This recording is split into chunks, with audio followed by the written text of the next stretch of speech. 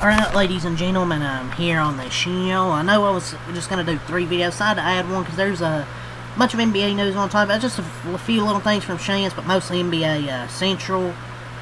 So I added a 4th video. I decided to get it done now. I'll do Texans Bills later tonight. So start with a few things from Shams here. Excuse me. Sacramento Kings star center Domantas Sabonis has suffered a partially torn meniscus in his left knee and will be reevaluated in 3 to 4 weeks, sources tell ESPN. More injuries, man. More injuries. This whole league is injured, man. Like, Kings are now 3-12 and they've lost like 7 straight games, and now Sabonis is out 3 to 4 weeks. Well, reevaluated in 3 to 4 weeks. My lord, man. Just a disaster. Another disaster season for the Kings. Dallas Mavericks guard Dante Exum will undergo season-ending knee surgery. I didn't even realize he was still in the league.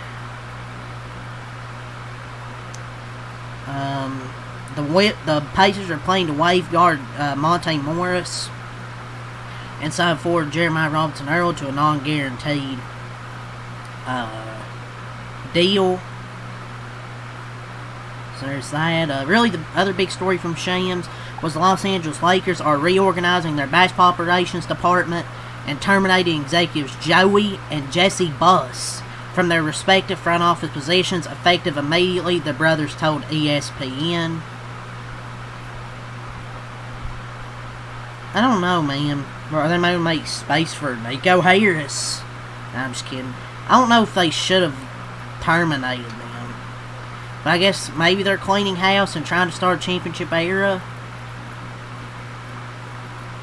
I guess Mark Walters coming to save them. I guess that's why they got terminated. So, statement from Joey and Jesse Buss: "We're extremely honored to have been part of this organization for the last 20 seasons.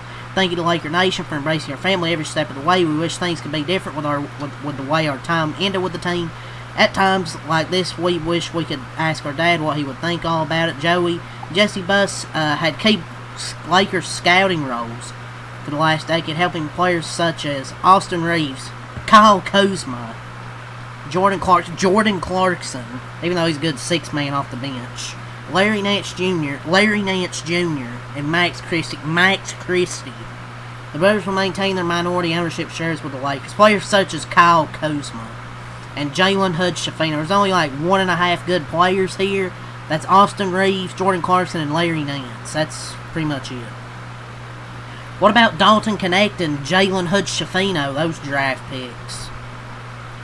Huh, maybe I could see why they got terminated for having players like this. That's all from Shams Charania. Let's move on here to NBA Central. There's going to be some brain-dead takes here, man. I'll get into it. But let's start with a little bit of news here. So, an anonymous executive says Jonathan Kuminga. First of 2 topics, we'll talk about Jonathan Kuminga, but he's viewed as one of the best trade assets in the league, part of the Stein line. An anonymous executive is probably like his agent, bro. They gotta get rid of him at this point. Does anybody value Jonathan Kuminga? I don't know. I hope someone does so we can get rid of him. The Dallas Mavericks are willing to listen to trade offers for Anthony Davis, but they have no interest in trading Kyrie Irving. Yeah, I kind of figured, because I don't know if anyone would trade for Kyrie, coming off that ACL. Anthony Davis, I could see him getting trade offers. They're getting trade offers. Theo Pinson thinks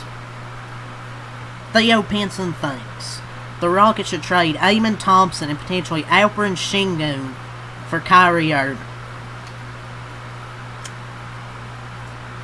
People will tell me religiously that former NBA players know best because they actually played the sport and then go out and say shit like this. No, it's of some bum people have probably never heard of, but just people in general with former NBA players give brain dead takes. Did Theo Pinson snort some crack before this? Was he smoking crack before this take? Pat Bev has been benched by Barstool. Should just be in jail. And he's rode the bench his whole career. So the owner of Israel Basketball, Hapoel Tel Aviv, of that basketball team, Ofer Yanai, says his team could be NBA lottery teams. Sure, man. Jeff Teague thinks the Heat should trade Tyler for a package centered around Bobby Portis. Oh my God. Stop giving people podcasts that don't know shit. A package around Bobby Portis. So sure, man. Stop giving people these podcasts. Well, they should make podcast equipment expensive so you get people like this off the air. Melo Ball has grown frustrated in Charlotte and is open for a trade. Buddy, you play 20 games a season. They should be frustrated with you, and you're not an efficient winning player. Just, it is what it is, man. They're probably also frustrated with you. The NBA has asked the Los Angeles Lakers to hand over documents and other property as part of its investigation into illegal sports gambling per The Athletic, using LeBron's name for clicks. People around the league think Anthony Davis landing in the Eastern Conference could be a game changer and tilt the balance of power in the East. Well, it just depends, I guess, probably who has the best offer, honestly. Whoever wants to trade for him, but he can't change the game in street clothes, though. If he's healthy, that's a huge if. Kendrick Perkins, he says the Cavs, they get creamy in the middle. They're soft, they're creamy in the middle. Kendrick Perkins talking about food, nobody's surprised. An anonymous executive says he doesn't get the same feeling when he sees Boston on the schedule now compared to 2 years ago. No shit. It's almost like they're probably missing their best player. Half the team's gone. And you don't have Drew, Porzingis, and Tatum's out for the season. Dumbasses. Draymond Green says a very deep conversation with Al Horford this year helped him process his incident with Jordan Poole. Paul Pierce says Kobe Bryant was never the face of the NBA.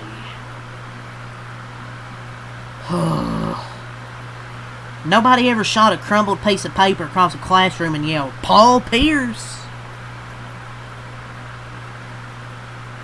Yeah, it's kind of crazy Paul Pierce will never say it to his face, but now, obviously he passed away, he says this. Noticing. So, Jeff Teague again. He thinks SGA will enter the same conversation as Magic and Steph if he repeats what he did last season. If he do what he did last year, back to back, it's over with. He's right there with Steph and Magic. Just get these fucking podcasts off the air. Stop with this shit. People are just thirsty for hot takes. He's not even better than Steph Curry. Man. Steph has 4 rings, Magic has 5. Calm down, man. It's going to take more than 2 championships and to be a better overall player. It took so long for people to have Steph with Magic, but for Jeff Teague, no, he just needs 2 seasons. Jimmy Butler says he understands what Jonathan Kuminga is going through, but not feeling wanted.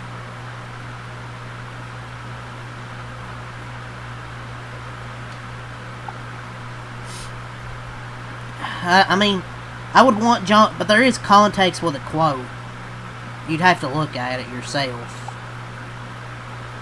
D'Angelo Russell has reportedly rubbed several teammates the wrong way with his approach in practice and lackadaisical effort on defense. Shocker. Jonathan Mingo reportedly feels like the Warriors are making him the scapegoat again after benching him during their cold streak. He didn't get benched, he's hurt. I don't know what his knee soreness is.